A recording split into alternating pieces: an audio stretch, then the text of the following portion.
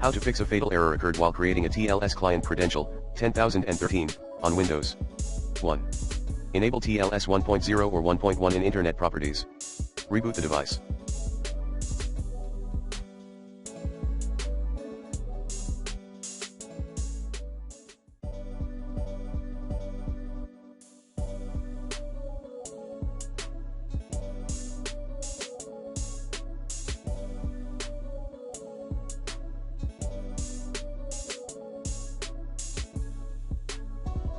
Two.